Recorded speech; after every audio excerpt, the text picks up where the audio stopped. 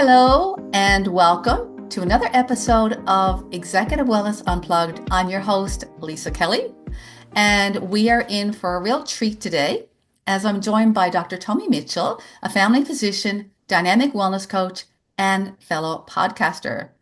Now, there's so much that we can dive into that I'll likely have her back maybe for future episodes, but today we're going to focus on her perspectives on leader and physician well-being in this post-pandemic landscape and how she integrates and leverages her training, her experience, and her vast array of skills and offerings as a physician and wellness coach to optimize, the leader and physician well-being and their health, stamina, resilience, and performance.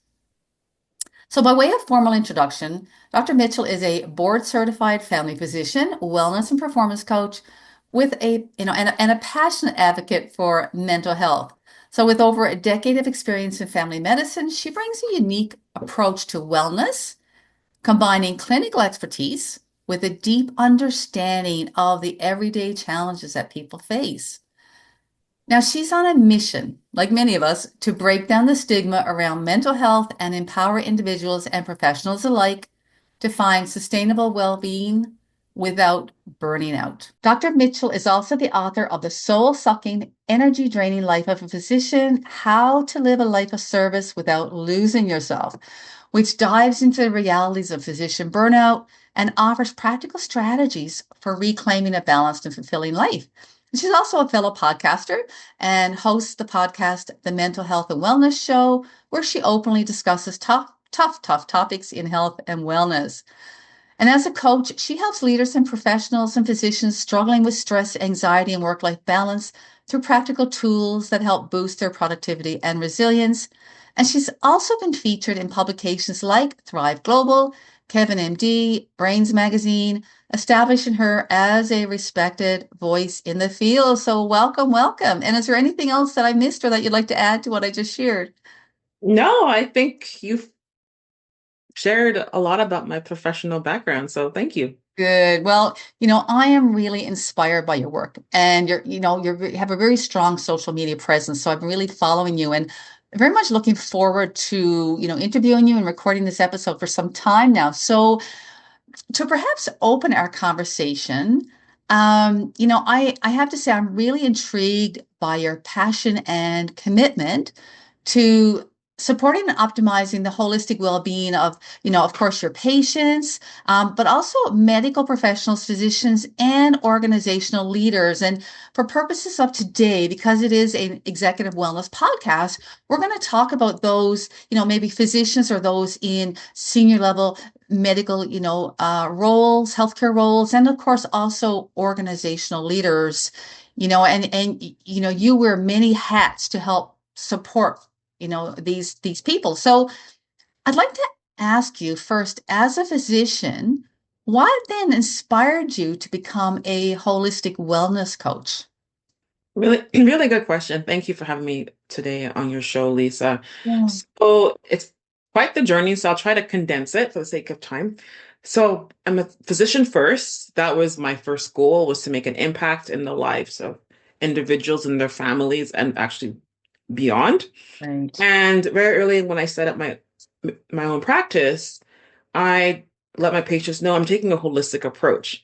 And I literally, when I moved to my own medical center that I built, I remember sending my patients an email saying, this is a wellness wheel. These are the parts of wellness. We really want to try and integrate these into your healthcare. And then also in that medical center, bring in other services, whether physio, massage, um, other service providers. So very early, I think I was in my late 20s, mid to late 20s, that was my dream. And definitely it was a great dream. However, it was not a sustainable dream. But anyway, 10 years later-ish, it led to burnout, exhaustion for many reasons. And again, that burnout is another topic I like to talk about because it's really not what most people think it is.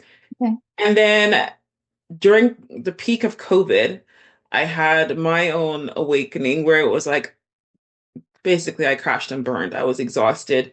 Work had definitely caught up with me, unmanaged, unrealistic expectations. My personal life, having a young child who was ill, myself who had near-death experience, Oh, was wow. still powering through like the high achiever I was, and then having to pause, as in stop, as in unplug and look within. Right. And then when I gradually started getting out of my shell, realizing that other people were going through the same thing or similar, and it was a reoccurring theme.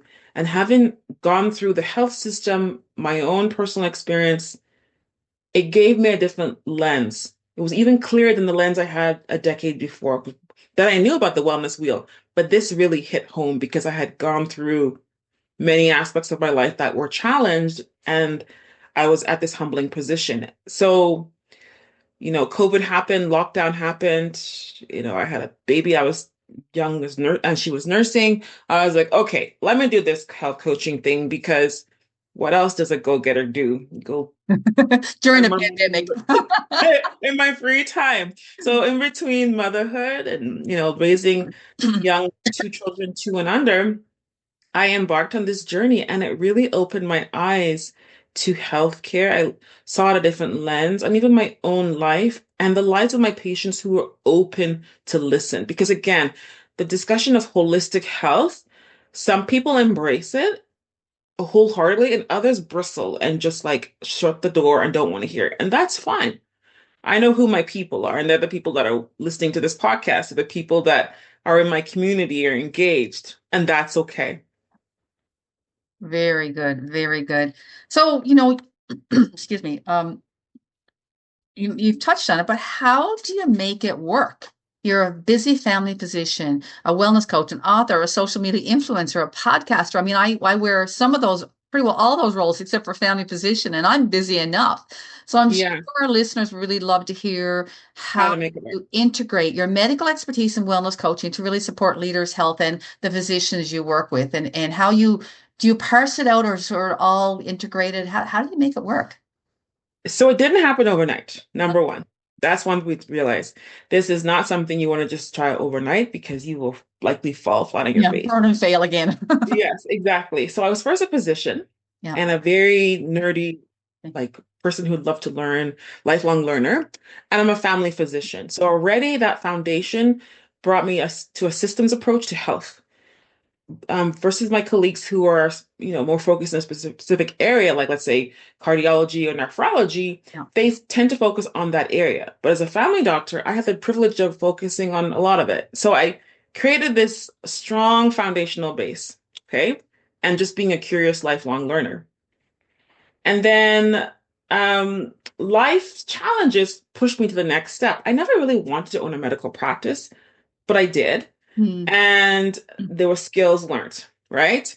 And again, life happens, Yeah. whether it's a pandemic, whether it's change of view, whether it's health challenges, life kept on pushing me towards my North Star because my North Star was always to help, to be an impact on families, communities, and the greater community, like Mhm. world as a whole. So Mhm. that was there from a young teenage age.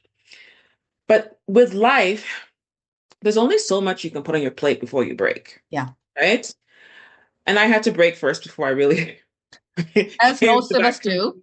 Yeah. right? Come Yeah. to that conclusion. Yeah. And so I still practice medicine, but instead of being responsible for everything, from staffing to the building to everything, now I'm responsible for my practice and just being an engaged team member on my team. Okay. So again, I'm still doing family practice, but I'm not taking on everything because Right. if you take on everything, you don't really have much bandwidth for other things. Right. Okay. Yeah. You asked about how to become a podcaster. Well, that was a natural progression in wanting to meet like-minded people. It Mm. became easy. Yeah. It's right.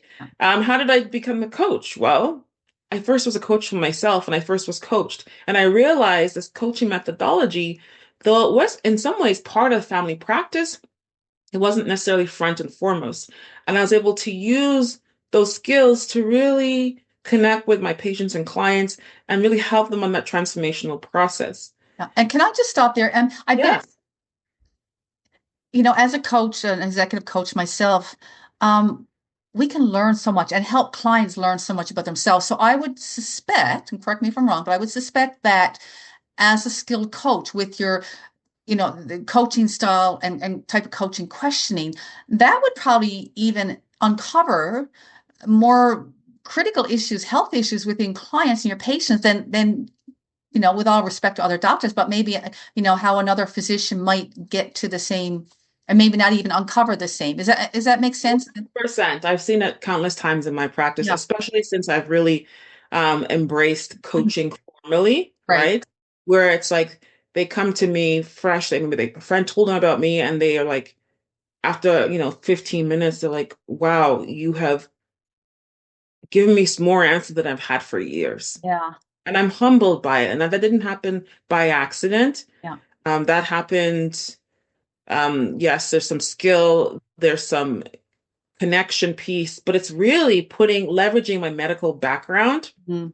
and using the coaching skills. And to that point, then, like some doctors may think, okay, well, I have the average 15, maybe 20 minutes, you're lucky per patient, right?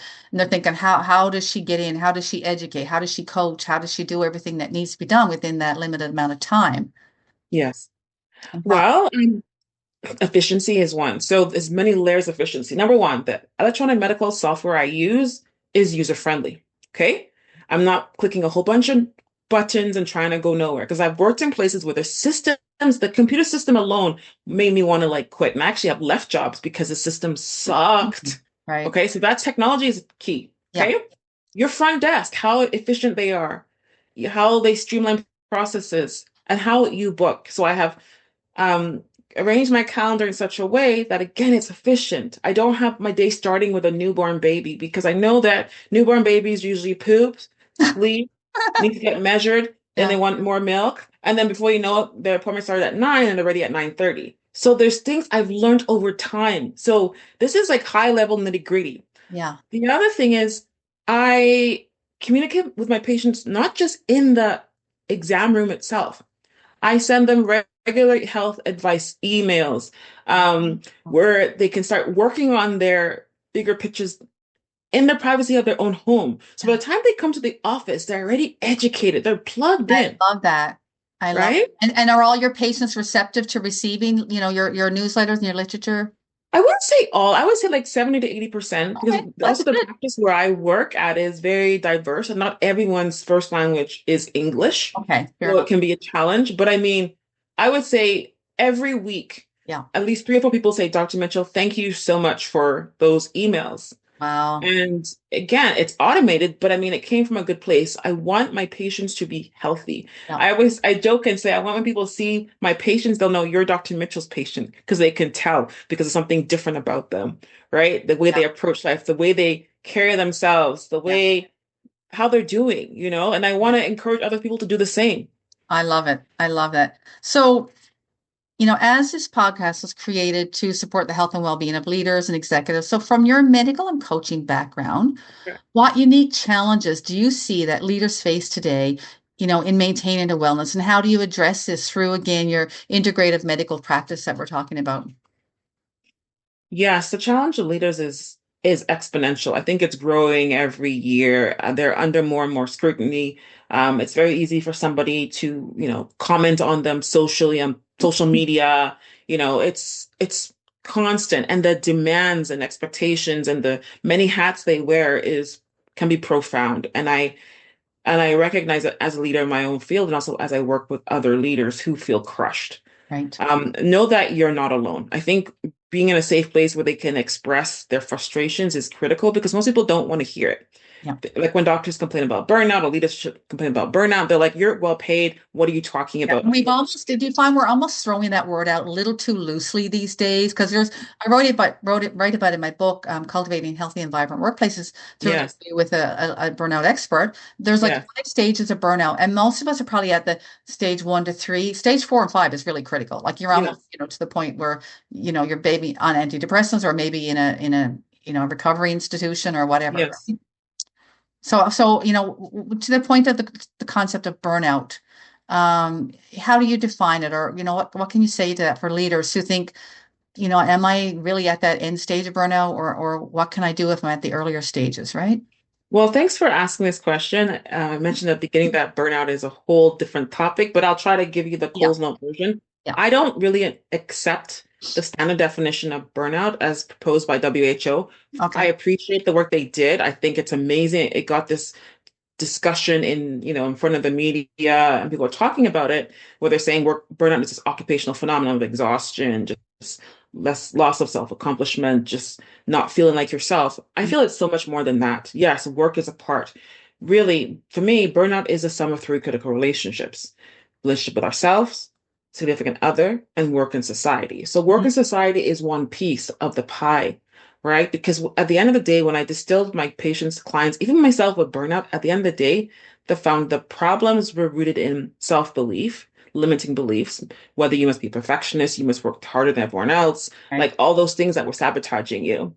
And then secondly, significant other, because if you didn't have that strong supportive relationship to go home to, Yeah. the, the stress of work is just gonna it's gonna be even harder, Wow. right? Yeah. Right? So again, it's easy to talk about work because it's external. Yeah. It's the boss, it's the system, it's that. And don't get me wrong, definitely there are some workplaces that are absolutely horrific. Yeah. A lot But of if they need to. right? But the elephant in the room is often the uncomfortable questions we're not really wanting to ask, or maybe Yeah. no one has asked us. And Yeah. that's looking within. It starts within. So Yeah. those critical relationships.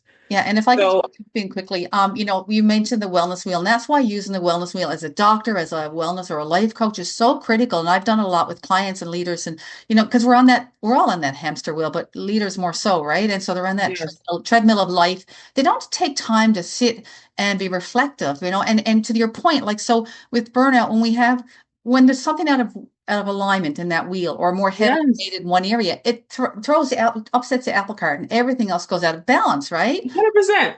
100%. And like think about I've had this happen many times, even though I'm the burnout wellness lady.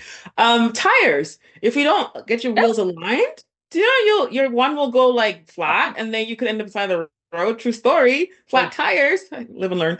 But again, alignment is key. So looking at all those spokes of the wheel, whether it's physical wellness, emotional wellness, financial wellness, spiritual wellness, all those physical wellnesses, all those components that we have to look at, because the fact is most people focus on one or two areas Yeah. and forget the rest. Yeah. And just coming back, we'll move on in a second, but just coming back to the concept of achievement. When we did Yes. myself and two of our graduates for our programs, I subcontracted them to work with it was actually during the pandemic with a hospital in Ohio. We worked with eight VPs at that hospital. And one of the elements we did was the stress mastery questionnaire we used. And what was interesting was consistently, as a team, they showed, and this is a good and a bad thing, but they showed that they felt they were, underperforming, which was kind of, understandable during a pandemic because you feel like you're never able to give enough, right, to all the needs that are Yes. out there. So I could totally understand that, but it was really eye-opening for them to see as a team.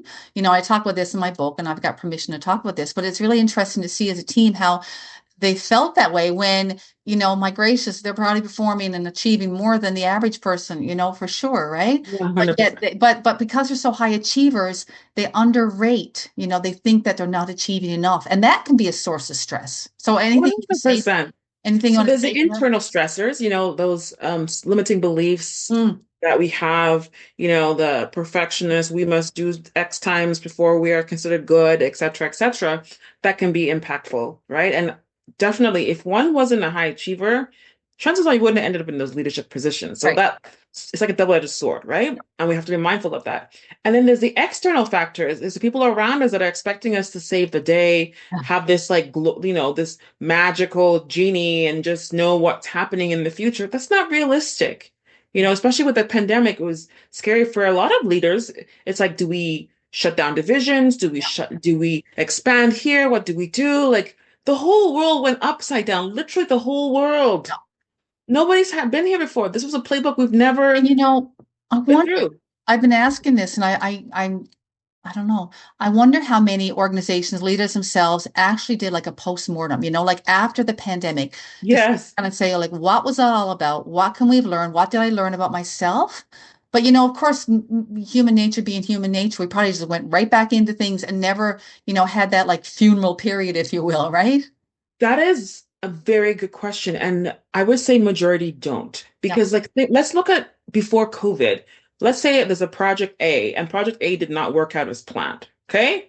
Do they usually go sit down and debrief and go over No, what happened, what no. could have been better, and celebrate the good and also mourn the loss? Like it's a Yeah, loss when you put your it heart is. and soul in it. That doesn't normally happen in organizations, Oh, right? People don't typically do that. It's like next. yeah, But I think that's the problem when we don't take the time to digest, to process, to evaluate, to yeah, strategize, we're setting ourselves up for failure. And again, with my business, holistic wellness strategies, wellness is not fluke or luck. I don't even want to hear that. It is no, a strategy. yeah. Okay. It's work. There's It's there's work. work. It's And work. there's right. And there's work people can see from the outside. And it's behind the scene things that people can't see. And back to your earlier questions about how do I wear these hats?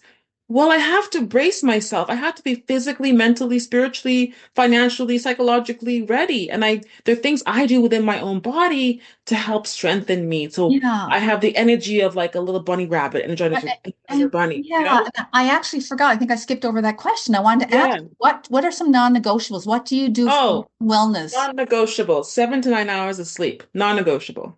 Especially now I don't have So babies. what Like, time would you go to bed theoretically or I try to go to bed by like 10, between 10 and 11. you have a wind down routine?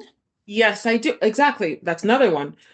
It's non-negotiable where it's like my shower routine, it's like essential oils, sprays, like it's just like feel like a goddess. Like there's non-negotiable. Yeah, and Okay. that triggers the body because I've been listening to this longevity expert say it really is so critical. I do a yoga routine every night Yes. with quiet lights, soft lights, and quiet music. Mm-hmm. And it just really prepares my body, my mind for sleep. 100%. Yeah, prepping the environment, like my bedroom is an oasis, right? Other non-negotiables is exercise. Mm, It's not going anywhere. yeah, Like I'll hit the gym, I go for walks, I stretch. Yoga is another great one. But movement, dance, I love music. yeah, That's non-negotiable.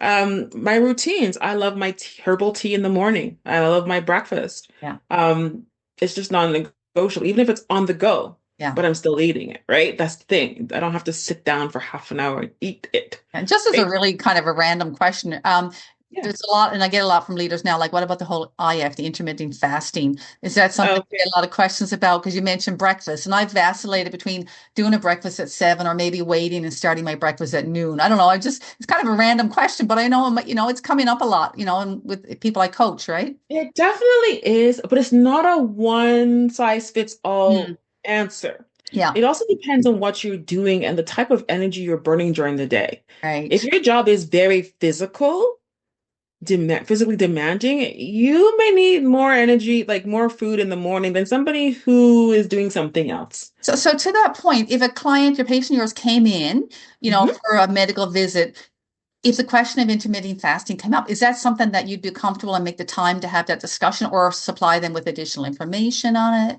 It is something that comes up, but what I find the foundational piece needs to be worked on first, Okay. right? Because intermittent fasting is like the icing on the cake. Hmm. Okay, if you're doing intermittent fasting, but you're not sleeping, right? You're Right. stressed up the wazoo, Yeah. you got other things going on. That's not a good idea. And people really underrate and undervalue how, I mean, if I were to put all the 4 pillars of well-being that we do in our programs, sleep without question would be at the Yes. top.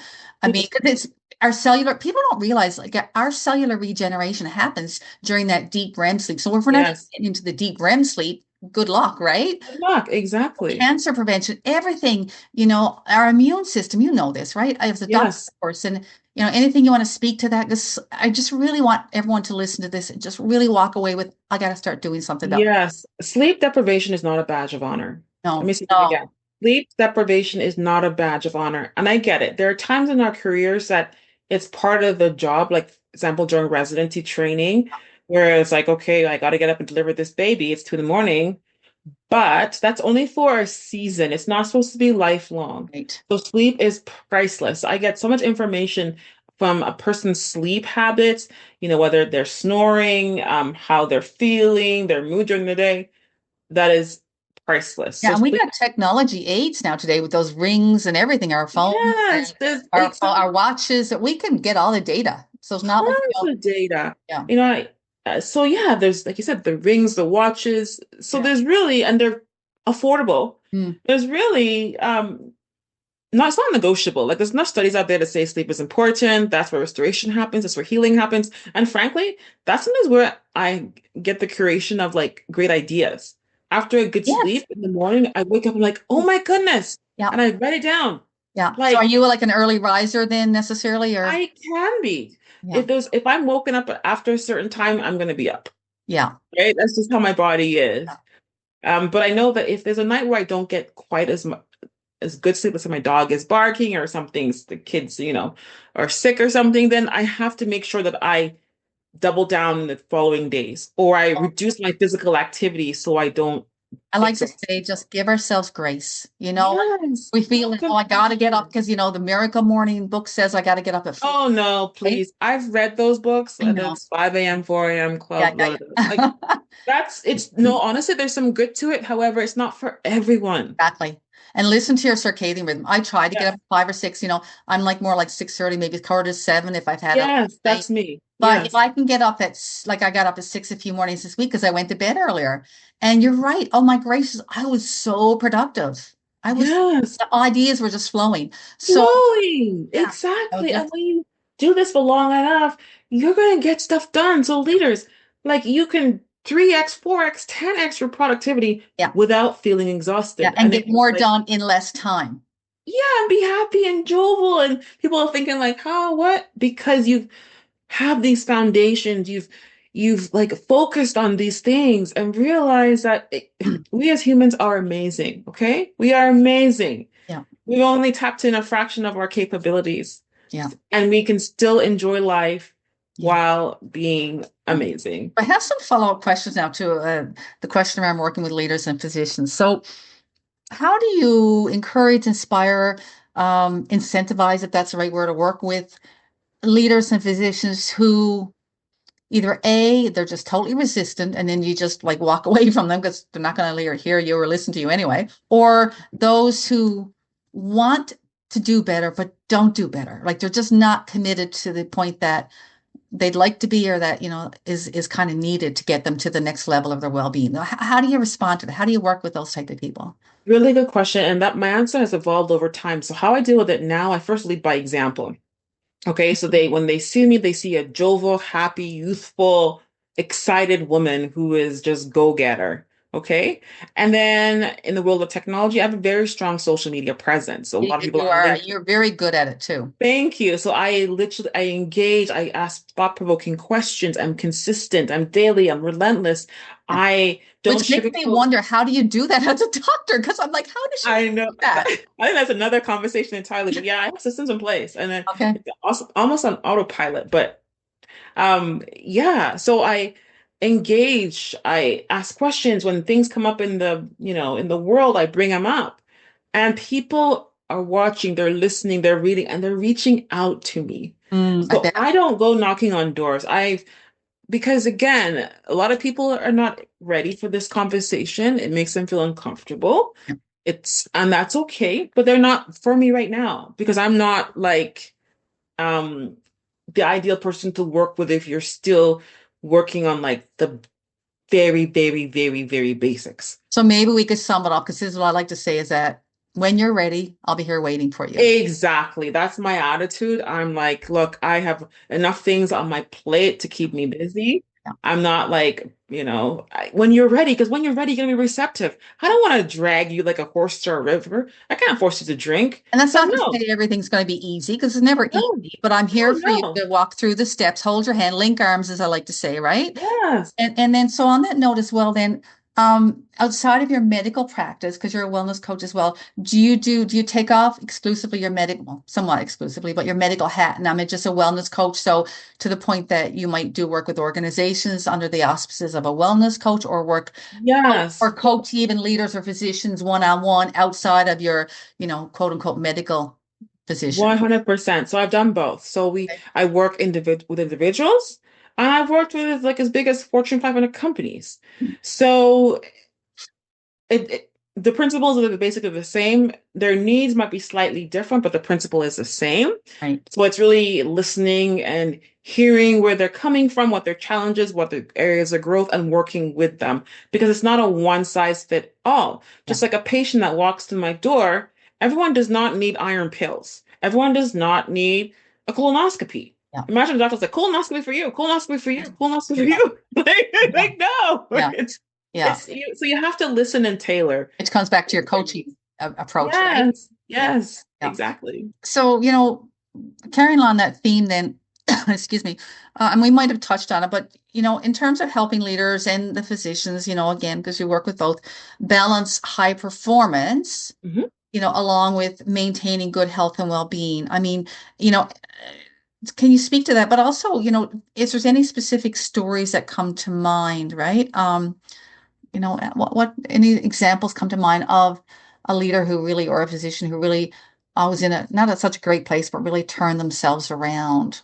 Yes, many stories come to mind, and the fact is, I could plug in any story, and it's the same. So, leader, well known in their field, professional, um, forward facing, was struggling, Mm. right, inside.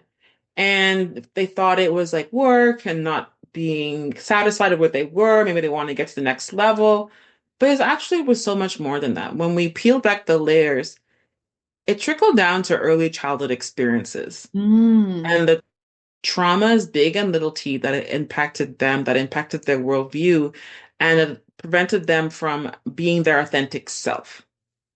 Okay. And then once they realized this, opened up, then the floodgates really opened. When So they're just yeah, I'm sorry, I gotta cut you out there because I really want to just jump in here on this point.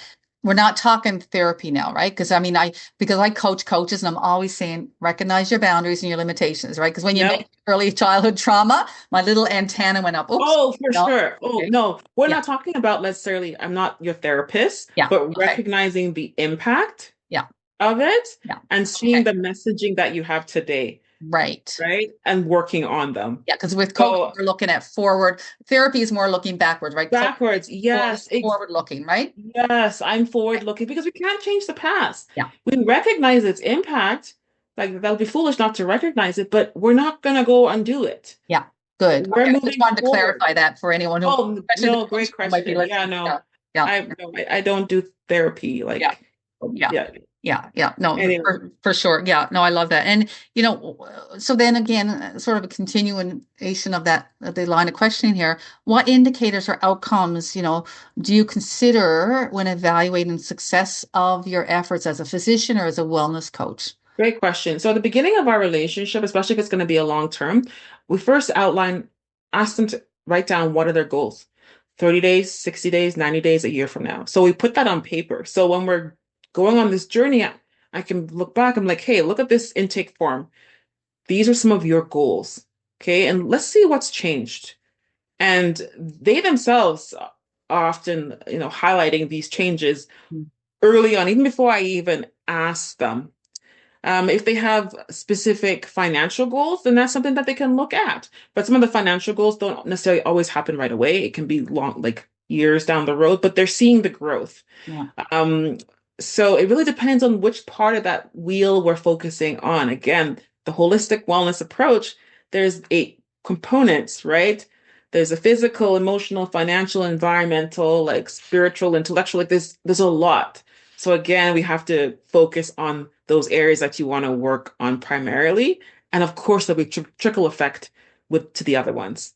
Man, I just, as you're talking about all this, it just came to me that this is so needed, especially in our medical training systems, right? Oh, please, God, yes. Man, if you ever looked at another career path, like I think to start working with the training institute, medical training institutes, that oh man, your work could be of such a breath of fresh air. And I don't know, maybe they're moving a little in that direction towards more Yes. integrate, dare I say, integrative health education. I don't know. Oh, yes, really good point. And definitely in the work I'm doing, I am pushing towards that. So I Yeah, am reaching out to program directors. I am good. creating content that speaks to those things. And they're actually reaching out to me. Like earlier today, at the Yeah, time of this recording, a prospective medical student reached out to me, yeah, right? And yeah, it's interesting where, she found me and she reached out and it's like it's a ripple effect, yeah, right? Yeah. So yes, definitely whoever's listening, if you're part of our medical program or you know people, definitely I would love to Yeah. really help reshape Yeah. our But is future it fair to physicians. say too that because I know my godchild, her and her husband are now surgeon and especially specialists just finished their fellowship. But they're it's like they had kids during it all. They're out every week and going to the beach. I'm thinking, wow, has medical training really come a long way? So maybe are the schools maybe encouraging them more to have this work-life balance as much as or easing back on the training requirements? And I don't know, is that Some are, however, medicine by nature is demanding.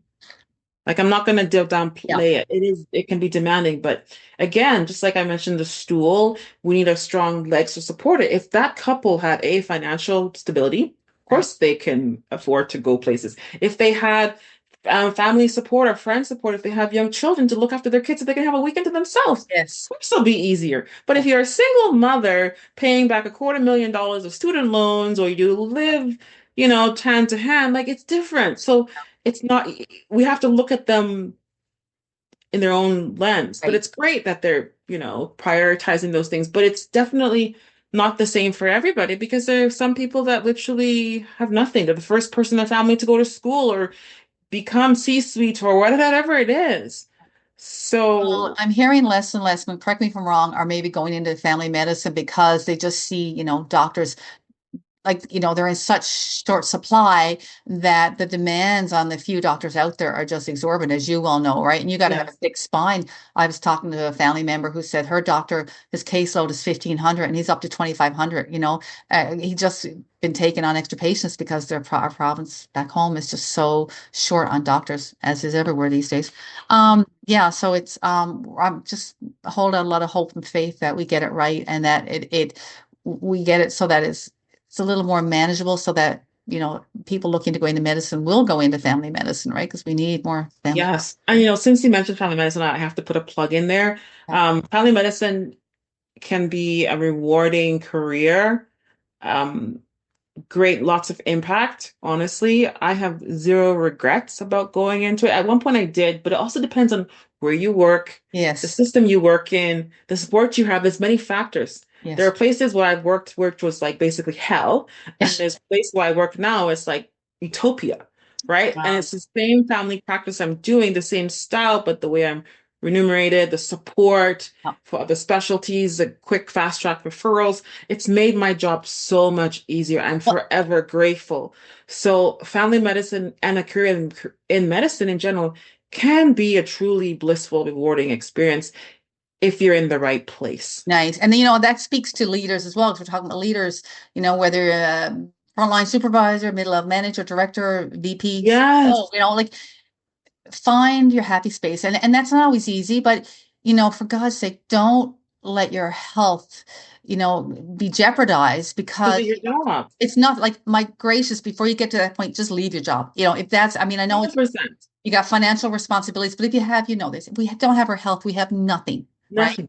So Exactly. nothing is worth jeopardizing your health, right? Mm-mm. There's always a solution. There's always workarounds. Always a solution. So, like find your people, find your place. And that's not to say the new place is always going to be utopia, but No. on the whole, because we just Yeah, you have to water wherever you are, and fertilize it yeah, and rototill it. And if it's not, despite those efforts, if you're not bearing fruit, then of course think your exit strategy. But yeah. wherever you are, be a blessing. Bring a smile, bring energy, bring hope. Because And we honestly, can be that change agent oh yes, you and can be. inspire other change agents. And I talk about that a lot. Yes, That's right. Yeah. So yes, I've heard your reference in social media the concepts of physician gaslighting and moral injury. yes, I said to you earlier, I'm sure we could probably fill a couple of podcast episodes just on those topics yes. alone, and maybe we will. But is there anything? I was just really intrigued. So because I think it fits into the context of what we're talking about today. Is there anything high level that you can speak to on physician gaslighting on and moral injury? And also, again, as we said, it can very much apply to leaders as well, like leader Yeah. gaslighting, right?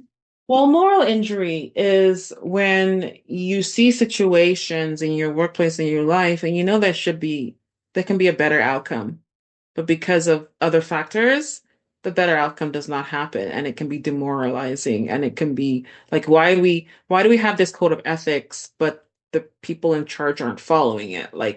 But they like it's challenging. In the insurance world, especially my colleagues in the US, it's like you have a patient that needs critical care, needs medical coverage, needs extra stay in the hospital, but their insurance is denying it. And in the back of your head that that could lead to increased risk of mortality and morbidity for the patient. And you're like, see this year after year after year. That is moral injury. Which can again impact their own personal well-being if they're always Yes. up against this, right? As a Yes, patient, right? exactly. Or even in a nonprofit where you see the people that you really want to help aren't necessarily getting help because this other group looks better on paper to help, but you're broken because other people needed more help. Do you know what I mean? But it Mhm. looked better if you help this person. Like that happens. Like Yeah. I'm sorry, but it's that conflict. Or would it also apply in organizations, the moral injury concept of we talk a lot about psychological safety, right? Yes. And having speak up cultures. Oh, I talk about this a lot in my book and apply examples, but sometimes we have it on the wall, we endorse, we promote, yes. culture, and Oh, yet yeah. the rubber hits the road. Mhm. How dare you speak out against me? Your leader speaking to a director. How 100%. how dare you speak out on this topic in our team meeting, and yet, well, isn't this what we're espousing as an organization? 100% when they're like transparency, safety is our priority when you're like safety, but there's no safety checks and people are getting hurt. Like Right. how many times we see in the media people who speak out and then suddenly they're gone. Like, I'm sorry. Quoted a whistleblower, Oh, right? it's exactly. It happens so often and it's sickening. Yeah. That's the ones we hear of. So that's part of moral injury. We So what don't about want to. physician gaslighting or leader gaslighting? Would that be Oh, different from gaslighting, telling someone it's okay when it's not okay. That's like part of the culture of medicine, unfortunately. And it's in all levels of the hierarchy. Some places have it more than others. And it can happen amongst physicians, physicians administrators, physicians higher ups. It doesn't matter. So what's the solution there? If someone's experiencing physician or leader gaslighting or moral injury, what would you recommend? Realize that it's real and find a support system to talk about it because by the time the person has realized that they're being gaslit, they've probably tried to speak up. Okay. And sometimes it can be to the extreme where you have to kind of make a choice. If the organization, the system, the hospital, the clinic, whatever, is so morally bankrupt that they're not willing to make a change, then by you staying there, are you inadvertently supporting it, Enabling it, yeah. enabling it, Yeah. right? And Yeah. I've been there. I'm like, okay, I feel like this system is completely bankrupt, not working. It can be such simple solutions, and you've worn yourself to like raggedy. You've impacted your health, your physical, your mental health, your relationships, trying to save it, and you realize that they don't want to be saved. Yeah. And that happens. Yeah. There's always going to be the best, and trust me, there will be the worst. Yeah. Yeah. And we have a choice, we have autonomy, and that's where we need to recognize as leaders, you do have autonomy. Now, your choice B may not pay as well, may not be quite as glamorous, it may have some hiccups to start off with, but what are you going to trade your soul? Like one of my articles I wrote, I will not trade my soul to medicine. Right. Right? I just won't. Yeah. It's one of those careers that can eat you up, chew you up, and spit you out. Yeah. But again, that's not where I derive my courage, inspiration for being in this field. My love for medicine is so much greater than the people who may eat you up, spit you up, spit you out. Yeah. It is love of my family, Yeah. my kids, that they live in a better place than I did, a world that is better for the like the global world. I'm a global citizen. Yeah. The way I see life, every child is my child. If I see a child hurting, that could be my baby. And as a human being, I feel I'm responsible for that in varying degrees. And I So want it's to all just, choices. yeah, I just want to touch on something too. We're wrapping up here. I want to touch on, um, we talk about that wellness wheel. So when the chips are down on one area, again, our professional and that wellness spoke, Yeah. when we've put extra deposits into all the other areas, that then gives us that little bit of safety net that gives us that inner reserve to help navigate that other wheel where the professional when it's just not going so well, right? Yes, exactly. And then also the other thing I want to throw out, like we have a program called Leader Turn Coach, and part of the aspect of that is we teach, well, obviously it's about training leaders to be coaches, with their employees more than a authoritative or command and control, type style leadership, Yes. or just, being more, empathic, performance coach centered and that sort of thing. But another area though, too, when you're in a situation like you've talked about, when it's just not, things are really untenable. Like you're almost at the point of quitting, but you want to ask yourself, have I done everything humanly possible? Because I really want to stay here. So is there anything I have not done that I could? And one thing I would suggest as a coach with leaders is the concept of coaching up. And so get some skill sets in around coaching up where you are, can be an influencer to those, especially your immediate, manager or leader, right? Whoever that may be. Yes. So it's not always, lost, or maybe, as a leader, work with someone like Dr. Tomi or myself or another executive coach who can help skill you in becoming confident and resourceful in how to maybe become an influencer of change, a change agent, right? And then if you've 100%. exhausted all that and there's really no other recourse, then maybe you might want to start looking elsewhere, right? 100%. And just know that no experience is lost. Yeah. Hard as what you've been through, is, just know that that is your experience. That is it's your energy, your currency. Use that experience for something good. Like I've used my life experiences to make something beautiful, to be a blessing to not just one, 10, 20, hundreds, thousands, or tens of thousands of people over the years. Yeah. And like find purpose in your pain, right? Find Love purpose. that. I'm going to say that again. Find purpose in your pain. Yes. Oh, Find it. God. Have you written an article on that? Because I think that's a nice Oh soundbite. yeah, I have. Yeah. Or There's even just thousands have out that, there. or a Yeah, title purpose. of just that alone, finding purpose in your pain, right? Yeah, it's definitely out there. Probably on my blog or many Yeah. places. Yeah. Well, that's But yeah, you gotta find purpose. And like you said, learn new skills, hmm learn to be a better negotiator. But if you're dealing with someone who's a judge, jury, and executioner, you're probably not going to stand much of a chance. But that's unfortunately not the You can't situation. change everyone and everything for sure. Yeah. Yeah. Exactly. Great. Well, this has been wonderful. I mean, just as some parting words, and is there anything, advice for aspiring new or even, seasoned leaders or physicians Yes. relating to well-being or all the time, things we've talked about here today? Any final parting words? Yeah, a few things. I believe leaders are made, not necessarily born, Mm, because you don't necessarily have to come from a leadership background to be a leader. mm, Leadership starts within, it starts in your homes and yeah. it expands out. Yeah. And health is wealth. That's cliche. We've all heard of it. It is priceless. And if you have a provider that maybe their focus is one area of wellness, God bless them, go search other places too, so you can get a balanced approach to your health. Yeah. Health is not just physical, hmm and mental health is for all. Yeah. You don't have to have a mental illness per se to be mentally unfit. hmm There's a difference between the two. I know that as leaders, we're not perfect. hmm Um, so And what physicians aren't perfect either, right? no, by far, we're not perfect whatsoever. We Yeah. need to evolve. Yeah. But just just continue on that journey Yeah.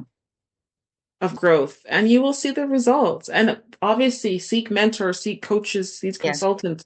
Yeah. I, as a physician, I have coaches. When I was in my lowest point, I reached out. I was coached. Yeah. And I've had therapy, and trust me, there's a big difference.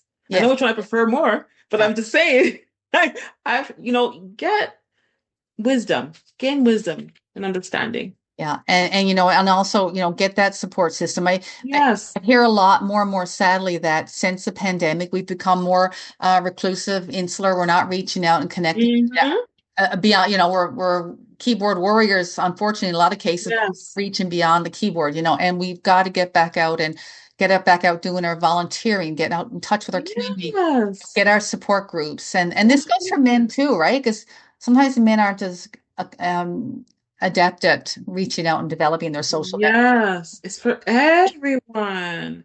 Yeah, Men often are not encouraged to share their feelings yeah, after a certain age, yeah, right? It's sad, but yeah, it's for everyone. yeah, Life is beautiful. yeah. Well, listen, thank you so, so much, Dr. Mitchell, for joining me today and My pleasure. sharing your experience and your passion. I mean, it just jumps off the screen here. It really does. And I really knew this would be a great interview. Certainly one of the best I've done so far, Thank you. and all credit to you and your experience and your commitment to mankind, humanity, right? Yes, And humanity. Yes. so how might someone get in touch with you?